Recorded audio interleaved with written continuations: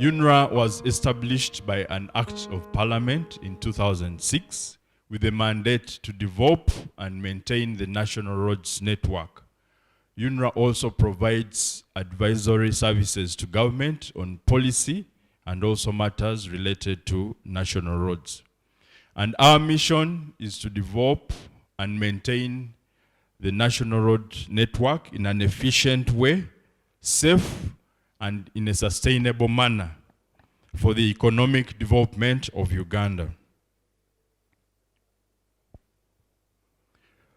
The total road network in Uganda is about 78,000 kilometers, of which 26% is being managed by the Uganda National Roads Authority. We have 22% under the district councils, 7% under the urban councils, and 45% under local councils.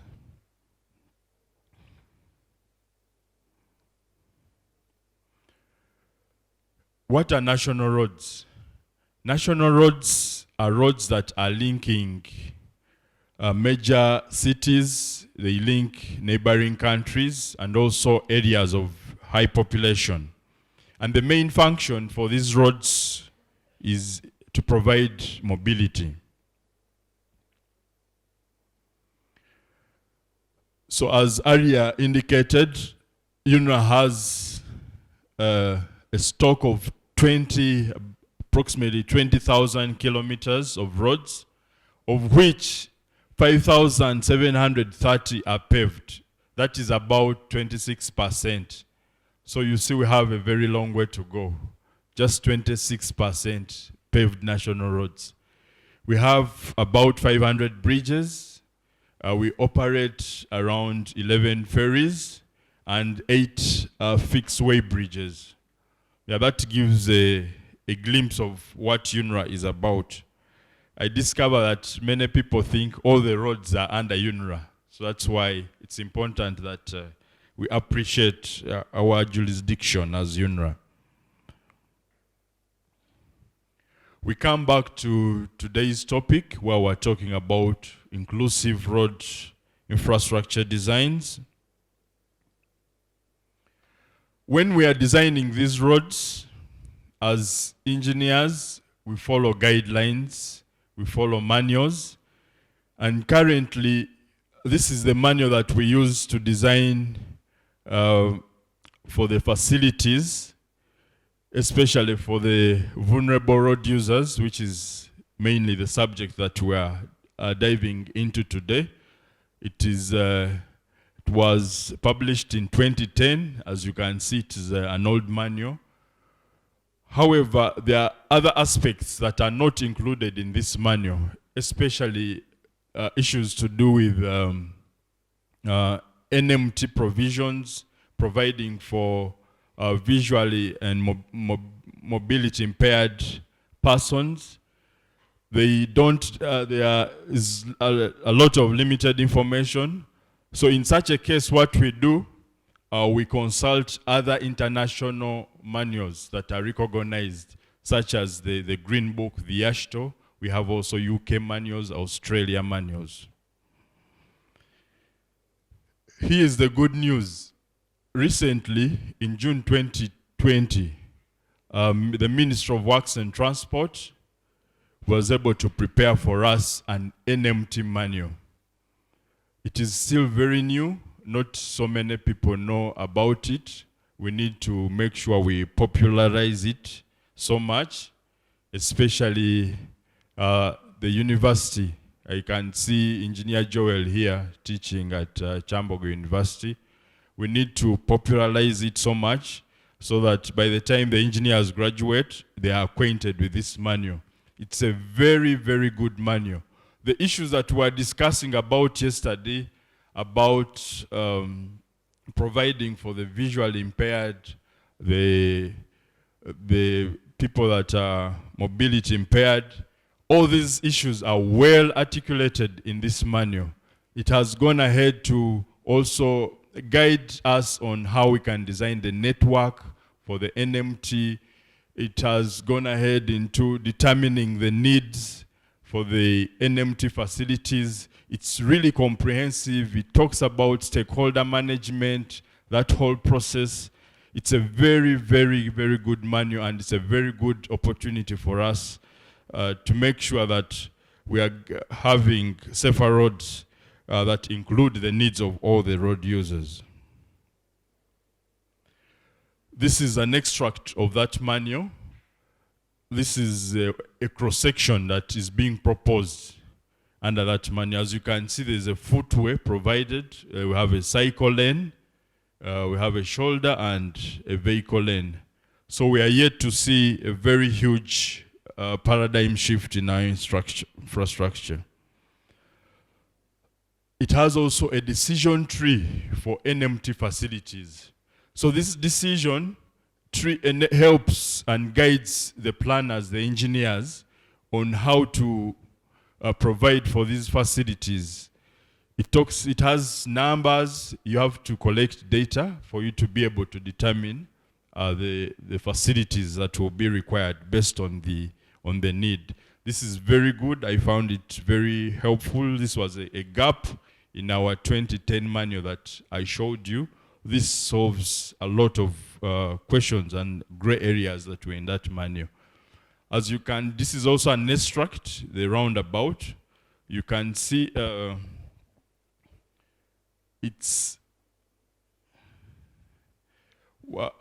can see this brown shed. These are cycle lanes.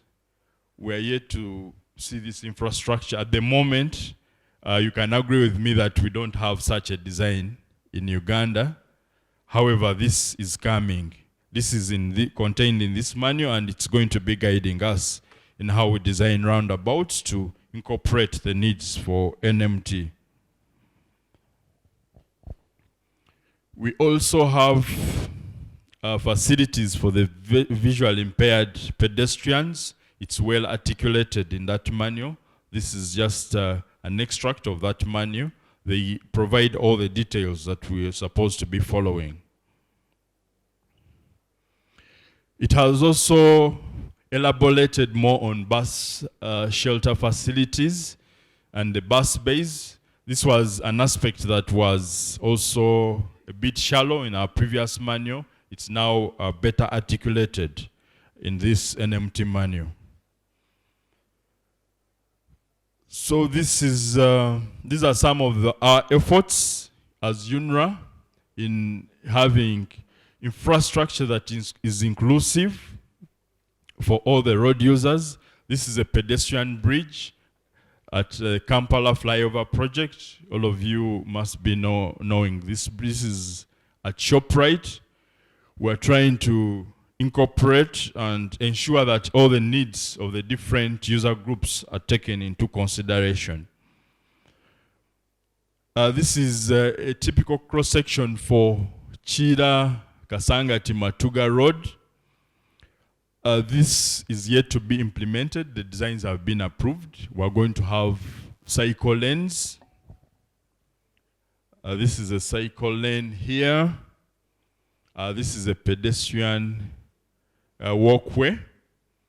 This is a buffer strip. So we're going to see this kind of infrastructure.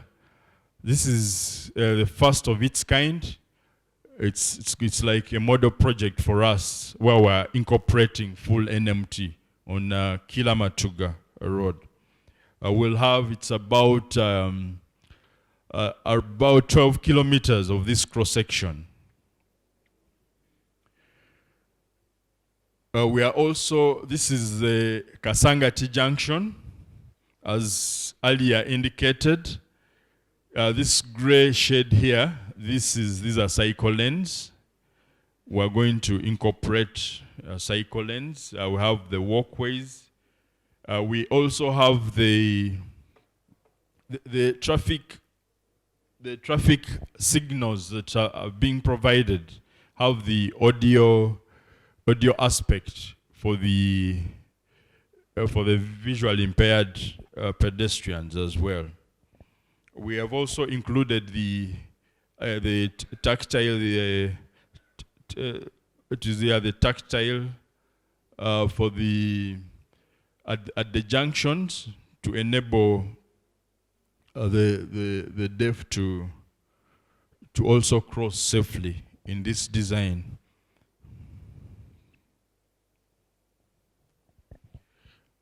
We've also included bus shelters. This is something that, as indicated, we are going to see on our roads going forward, because the NMT manual has clearly articulated on this and given very clear guidelines. So as UNRA, we have programs in place that are supposed to ensure that all our roads designs are inclusive. They consider the needs of all road users. And we carry out star ratings for designs and existing roads, road safety audits, road safety inspections. We have a black spot management program and a safe school zone management program. This is part of the overall infrastructure safety management for UNRA. We have proactive approaches and then the reactive approaches. The proactive approaches, this is where we look at the safety risks on the designs before they are implemented.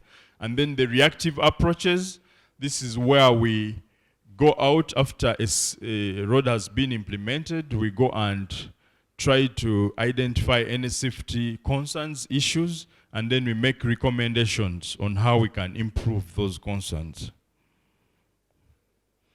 We basically follow the safe systems approach, which recognizes that human beings are fallible. Human beings have a limited capacity to take up some forces, and also places responsibility of crashes on system designers. As I indicated, we conduct star ratings, which we've started, and this has been successfully implemented on one of our projects. Star ratings are basically, we have stars from 1 to 5, 5 being the safest and 1 being the least safest. These star ratings basically indicate the level of risk that is presented by the road to the individual road users. We have the car, we have the motorcyclists, cyclists, and the pedestrians. This is an example of a star rating for pedestrians.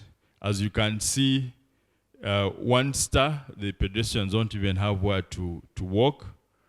Then you can see 2 stars, what it means by 2 stars. And then you can see a 4-star for the pedestrians. We have a walkway, we have a shoulder. This indicates that the risk of the road to the pedestrians is less when you have a 4-star rating compared to when you have a 1-star rating. And these star ratings are in line with the UN Global Road Safety Targets. Target 3 requires that by 2030, all roads meet technical standards that take into account all road users, and every road should meet at least 3 stars or better for all road users. And then also target 4 requires that by 2030, more than 70% of travel on existing roads meet the technical requirements for all road users. As I indicated, we conduct road safety audits on our roads. This is part and parcel of the planning, design, and implementation of our roads. We have a road safety audit manual that guides us on how to conduct this process. We conduct these on all our roads. We go to site. That picture there, we were conducting a a pre-opening road safety audit for the Masindi Park Junction Road. We carried it in-house. We have the capacity to conduct these audits. So we identify the concern. We document the reason why we think it's a concern, and then we give our safety rating. If if it is catastrophic, it's coded red, and that we bring that issue to the attention of management. It means we need to rectify that no matter what. Even if we have to make sure we get funds to rectify that issue immediately. And then we give recommendations on what we should do to improve safety. We conduct road safety inspections on a regular basis on our network. As you can see, we were able to identify road safety risks. This was on the Kampala Northern Bypass. You can see where the borders are parked on the walkway. You can see these outcrops. There was a guardrail here, I think, which was knocked. This presents as a hazard to pedestrians. You can see here we have hazards also. So we are able to pick these issues, and then we make recommendations for improvement. This is one of our biggest challenges that we are currently experiencing. People are encroaching on the walkways, on these pedestrian facilities. As you can see, someone is drying their food. So you can imagine, instead of people using this space, someone is using it for drying their food. So the pedestrians will be forced to get onto the road, and they'll be presented with a safety risk. You can see here there is these hazards here. The curb here is raised, as we discussed yesterday. We talked about having a depressed curb, especially to enable the mobility impaired pedestrians to cross safely. There's this pole here, you're seeing it, it's in the walkway and in the path of the pedestrians, presents as a hazard. So we pick up these things which we recommend, and then the improvements are made. We have these issues where we have people sailing on our walkways. It's a very big problem. We need support from enforcement, Bettina and team. This is where you need to help us. Yes, since she has been promoted, so I think we will have more support here. And we also have ASP Nampima. Nampima, we really need your support on enforcing this kind of things. It's a big challenge for us. You can see there's this guardrail that is blunt at the end. It presents a very big risk to especially the visually impaired pedestrians. You see this shoulder that is dilapidated. So you can imagine what would happen to these motorcyclists. It would even be worse at night. During the day, he might dodge it and try to enter into the traffic lane, which poses a great risk to him or her. However, it's even worse when it's at night. So during our inspections, we look at some of these things, and we recommend that they are made good.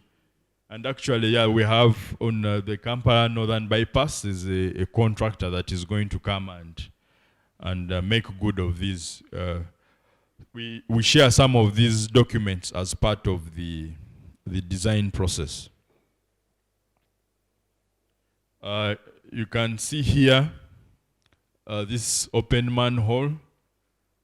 This is very dangerous for the visually impaired pedestrians. Yeah, even us. Even us, but it's worse for the visually impaired.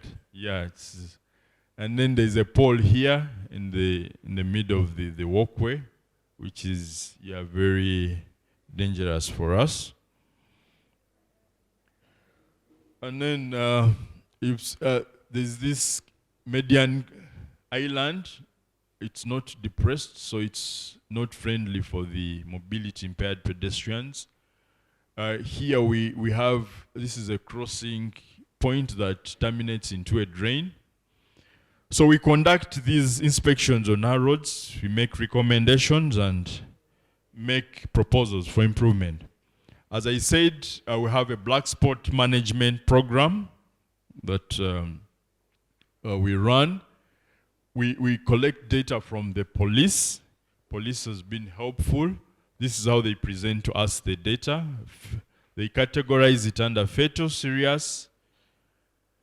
So after getting this data, we plot it and we have a crash map that we develop, and then we plan on how we can rectify and make good of some of these. We go and carry out detailed assessments on these black spots and then make recommendations for improvement. We have that Safe Schools Zone Management Program. This is a very, very big challenge for us on the network, especially upcountry. We have so many schools along the highway, and the children don't have facilities for them to walk and cross. So we have a program. We've actually not yet started, but we intend to start the star ratings for the schools. However, during our designs, we try to see how to accommodate these. I go to the challenges. One of the challenges that we are experiencing as UNRA is the issue of land use. We design a section as rural with its considerations. Then after maybe 5 years down the road, because we've had a very practical scenario where we designed a road, and as you know, sometimes funding delays. Then it's implemented after 5 years, and then there's that budget that has already been appropriated. So when you're updating and reviewing the design, you discover that there are so many other trading centers that have cropped up. So when you make recommendations for NMT, you find that it's going beyond the budget. And then you find there are some towns that have not been provided with the pedestrian facilities, the walkways, the drains are open, the crossing facilities are not there. So we really have a big challenge when it comes to planning. The other issue is the poor road safety culture. As I already indicated to you, you've seen how we are struggling with people using walkways to dry their food, to use it for selling the products. And then there's an issue of outdated manuals and standards. You saw the 2010 manual. There are efforts, I know, by the Ministry of Works and Transport, as you've seen. We have an empty manual that is supplementing our efforts. However, we need the road design manual to be updated because it's over 10 years old. And then there is an issue of funding for road safety improvements. Whenever we carry out some of these inspections, we cost them and then present them to management, but there is an issue when it comes to funding, especially for maintenance budget. I think now the government is prioritizing the development of roads. So the budget for maintenance is very lean. So you can see like some of those issues, we have to wait maybe for another project to incorporate some of those road safety treatments. Yes, as I conclude, UNRA is committed in ensuring that roads, the design roads meet the desired safety standards while optimizing costs. As you know, we are ready to work with the other road safety actors, since we know that for us to have a sustainable impact, we need to have a collaborative approach. We cannot work alone. So we are willing to work with all of you, and then we ask for your support in all our efforts that are geared towards road safety. I thank you so much.